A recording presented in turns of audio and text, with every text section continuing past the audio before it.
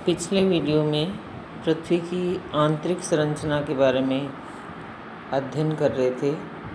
उसी की निरंतरता बनाते हुए आज हम आगे अध्ययन करेंगे।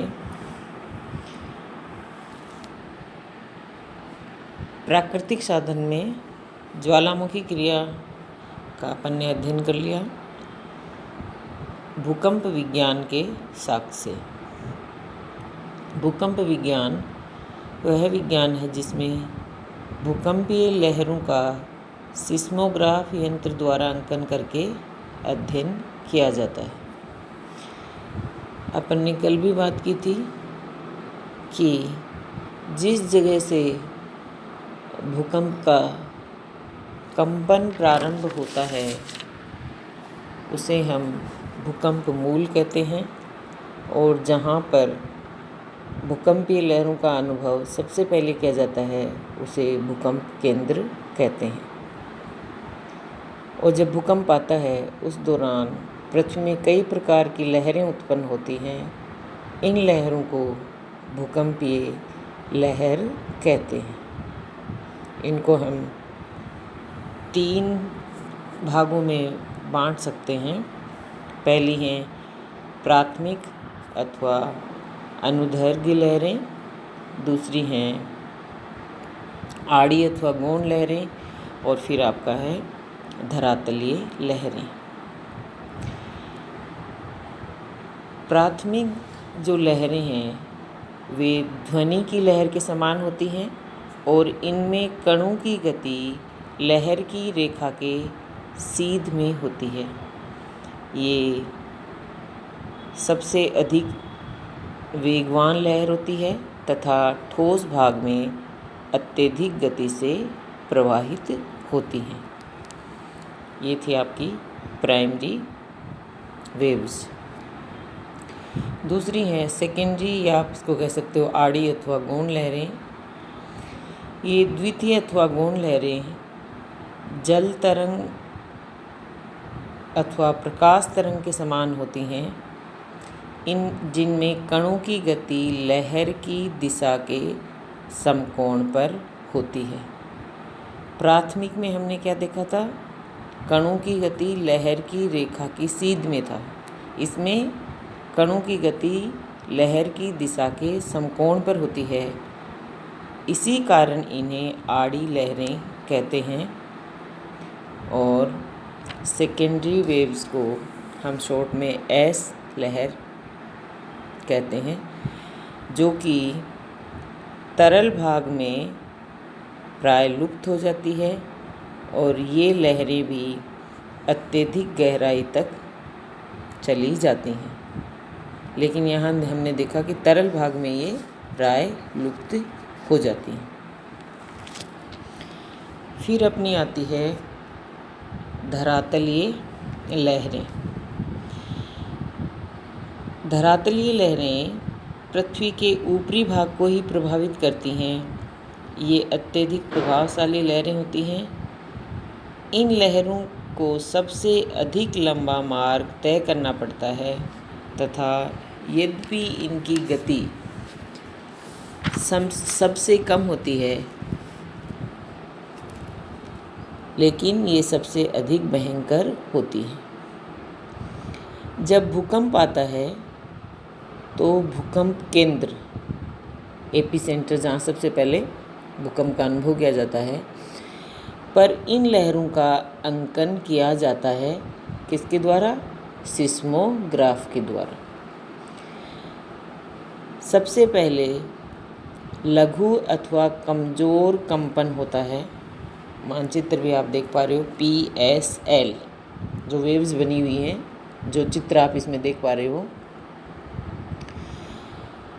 सबसे पहले कमजोर या लघु, जिसको कह सकते हो, कंपन होता है। इसे प्राथमिक कंपन कहते हैं। अब क्या होता है? थोड़ी देर के बाद दूसरा इससे अधिक प्रभावशाली कंपन होता है। किससे? जो प्राथमिक कंपन था उसे द्वितीय कंपन कहते हैं। पहला प्राइमरी, फर्स्ट जो था प्रिलिमिनरी, फिर दूसरा आपका सेकंड प्रीलिमिनरी,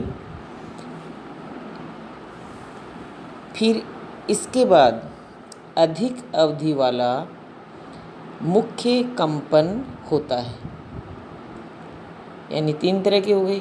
सबसे पहले लघु कमज़ोर कंपन, दूसरा थोड़ी देर के बाद आता है अधिक प्रभावशाली कंपन, द्वितीय कंपन, इसके बाद अधिक अवधि वाला मुख्य कंपन होता है। और ये जो तीनों कंपन हैं, इनको हम क्रम से, जो आप चित्र में भी देख पा रहे हो, P, S, L लहरों द्वारा दर्शाते हैं। ठीक है, P, S और L। इन तरंगों की गति और जो इनका भ्रमण पथ है के आधार पर पृथ्वी के आंतरिक भाग के विषय में जानकारी प्राप्त की जा सकती है। भूकंपीय लहरें प्राय ठोस भाग से होकर गुजरती हैं तथा एक ही स्वभाव वाले ठोस भाग में ये लहरें एक सीधी रेखा में सीधे मार्ग से चलती हैं। यहाँ पे जो देख रहे हो मानचित्र, इसमें आप देख रहे हो कुछ एकदम सीधा है, कुछ में आप देखोगे कि ऊपर की ओर मुड़ गए, अवतल हो गए इस तरह से। और लहरों का वक्राकार मार्ग आप देख पा रहे हो। P तथा S लहरों का छाया मंडल, सबसे ऊपर आप भूकंप केंद्र देख रहे हो, बीच में आप कोर को देख पा रहे हो। इसी को अपन अभी देखेंगे आगे। और तो अपन ने क्या बात की, भूकंपीय लहरें ठोस भाग से होकर गुजरती हैं और एक ही स्वभाव वाले ठोस भाग में कैसे रहेंगी ये लहरें, एक सीधी रेखा में सीधे मार्ग से चलेंगी। इस आधार पर अगर पृथ्वी एक ही प्रकार की घनत्व वाली चट्टानों से निर्मित एक ठोस भाग होती तो क्या होता, भूकंपीय लहरें समान गति से पृथ्वी के कोर तक एक सीधी रेखा में पहुंच जाती। परंतु भूकंप केंद्रों पर इन लहरों के अंकन से ज्ञात होता है, जो सिस्मोग्राफ पे अंकित की जाती हैं, ज्ञात होता है कि ये लहरें एक सीधी दिशा में न चलकर वक्राकार मार्ग तय करती हैं। इस प्रकार ये प्रमाणित होता है कि पृथ्वी के भीतर घनत्व में विभिन्नता है। क्यों प्रमाणित होता है? क्यों अपन ने ऊपर देखा कि एक ही स्वभाव वाले ठोस भाग में लहरें एक सीधी रेखा में सीधे मार्ग से चलती हैं, लेकिन हमने देखा यहाँ पे लहरें एक सीधी रेखा में न चलकर वक्राकार मार्ग का अवलंबन करती हैं। तो इससे ये प्रमाणित होता है कि पृथ्वी के भीतर घनत्व में विभिन्नता है। और इस घनत्व की विभिन्नता के कारण लहरें परावर्तित होकर वक्राकार हो जाती हैं, जो कि आप इस जो यहाँ आप देख पा रहे हो चित्र, इसमें भी देख रहे हो।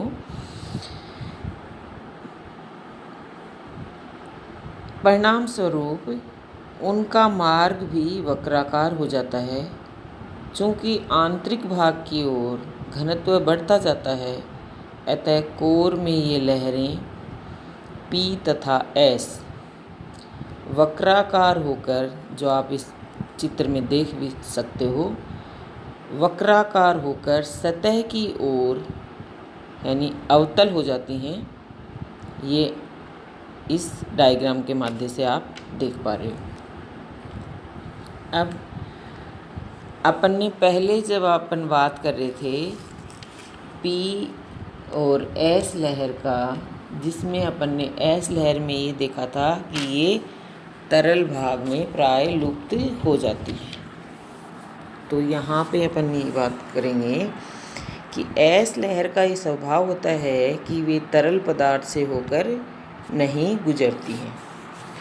ओल्डहम एक विद्वान हुए हैं, उन्होंने 1909 में प्रमाणित किया कि भूकंप केंद्र से 120 डिग्री की दूरी पर S लहरें लुप्त हो जाती हैं। और इस चित्र में भी आप देख रहे हो। तथा पी लहरें अत्यधिक दुर्बल हो जाती हैं। पृथ्वी के कोर में, जो यहाँ डायग्राम में कोर बना है, इसमें आप देख पा रहे हो कि केवल आपको पी ही लिखा हुआ मिल रहा है। पृथ्वी के कोर में एस लहरों का पूर्णतया अभाव है, ये इस चित्र से भी स्पष्ट होता है। इस आधार पर ये प्रमाणित होता है कि पृथ्वी के आंतरिक भाग में तरल अवस्था में एक कोर है जो 2900 किलोमीटर से अधिक गहराई में केंद्र के चारों ओर विस्तृत है। इस आधार पर विद्वानों ने अनुमान लगाया है कि पृथ्वी के कोर का लोहा तथा निकल तरल अवस्था में होगा। यदि भूकंपीय लहरों की गति तथा स्वभाव का अध्ययन किया जाए तो पृथ्वी के अंदर कई घनत्व क्षेत्रों का आभास मिलता है। वैज्ञानिक खोज के आधार पर कुछ और लहरों अथवा पी तथा एस लहरों की श्रेणियों का अध्ययन किया गया है। ये प्रमाणित तथ्य है कि जब चट्टानों के घनत्व में अंतर आता है तभी भूकंपीय लहरों की गति में अंतर आता है। गति के आधार पर भूकंपीय लहरों का 3 युग्म बताया जाता है। पहला, पी तथा एस लहर। क्या? पी तथा एस लहर, इनकी गति सबसे अधिक होती है। दूसरा, पीजी तथा एसजी लहरों, इनकी गति सबसे कम होती है। तीसरा, पी स्टार तथा एस स्टार, इनकी गति पी तथा एस, पीजी तथा एसजी के मध्य की होती है। तो गति सबसे अधिक किसकी हुई? पी तथा एस लहरों की। कम किसकी हुई? पीजी तथा एसजी की। इस प्रकार भूकंपीय लहरों की गति के आधार पर ये प्रमाणित हो जाता है कि उनकी गति में 3 जगहों पर अंतर आता है। इसका मतलब पृथ्वी के अंदर भी 3 जगह पर घनत्व में अंतर आना चाहिए। इस आधार पर यह प्रमाणित किया जाता है कि पृथ्वी के अंदर ऊपरी परतदार चट्टान की पतली परत के नीचे विभिन्न परतें पाई जाती हैं जिनके घनत्व में अंतर पाया जाता है। अब ये जो परतें हैं वो कौन कौन सी हैं? पहली है ऊपरी परत, दूसरी है मध्यवर्ती परत, और फिर आपका आता है निचली परत या लोअर लेयर। अब ऊपरी परत जो है उसमें, या अपर लेयर जो है, उसके बारे में जेफरीज ने क्रोएशिया की कल्पा घाटी के 1906 के भूकंप के आधार पर पी तथा एस के अलावा एक ऐसे लहर युग्म का पता लगाया जिसकी गति सब लहरों से कम थी। पीजी लहर 5.4 किलोमीटर, एसजी लहर 3.3 किलोमीटर प्रति सेकंड की गति से पृथ्वी के ऊपरी धरातल में चलती है। ये लहरें जिन सैलों से या जिन चट्टानों से होकर गुजरती हैं उनका घनत्व 2.7 होता है।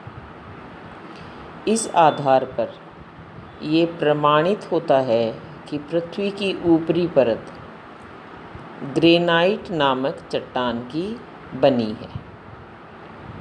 इन 2 लहरों से पूर्व पी तथा एस लहरों का अंकन किया जाता है जो न्यून कम वेग से ऊपरी भाग में प्रवाहित होती हैं। इससे ये निष्कर्ष निकाला जाता है कि पृथ्वी का सबसे ऊपरी भाग परतदार सेल का बना है। फिर आता है आपका मध्यवर्ती परत। कोनार्ड ने टायन के 1932 के भूकंप के आधार पर भूकंपीय लहरों के तीसरे सेट का पता लगाया। इनकी गति जो अपन पहले बात की थी P और S, PG, SG, P star, S star, इनकी गति PG और SG तथा P और S के बीच की होती है और इनका नाम P स्टार और S स्टार किया। इनमें P स्टार लहरें 6 से 7 किलोमीटर प्रति सेकंड तथा S स्टार लहरें 3 से 4 किलोमीटर प्रति सेकंड की गति से पृथ्वी के मध्यवर्ती भाग में प्रवाहित होती है।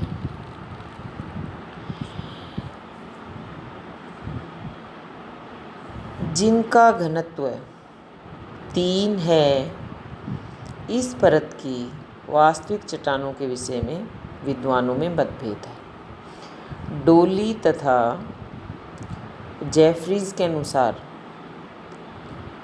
मध्यवर्ती परत बेसाल्ट की है, क्योंकि अपन ने पहले ही बात की ना कि विद्वानों में मतभेद है। तो ये जो डोली तथा जेफरीज महोदय हैं ये बताते हैं कि मध्यवर्ती परत बेसाल्ट की है, जबकि वैगनर तथा होम्स इसे एम्फीबोलाइट बताते हैं।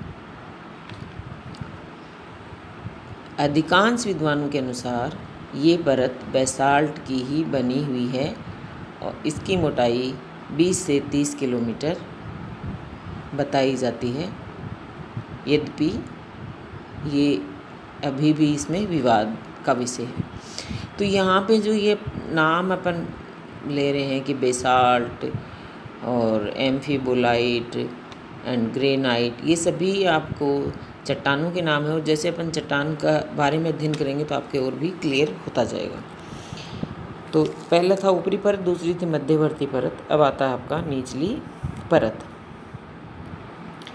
P तथा S लहरें सबसे अधिक गहराई में प्रवेश करती हैं। इनमें P लहर 7.8 किलोमीटर तथा S लहर 4.5 किलोमीटर प्रति सेकंड की गति से पृथ्वी के आंतरिक भाग में प्रवाहित होती है। इसके आधार पर पृथ्वी में एक निचली परत का पाया जाना है या का आभास होता है। ये अधिक घनत्व वाली चट्टानों की बनी है। इनका निर्माण डूनाइट अथवा पेरिडोटाइट से हुआ है और धरातल से इनकी गहराई 2900 किलोमीटर बताई जाती है। ये अपन ने भूकंप विज्ञान के आधार पे साक्ष्य जो हैं उनके आधार पे अध्ययन किया है और आप PS, PG, SG, P star, S star इसमें देख पा रहे हो कि किस प्रकार से इसको आप लिखेंगे। आगे का नेक्स्ट वीडियो में अपन अध्ययन करेंगे।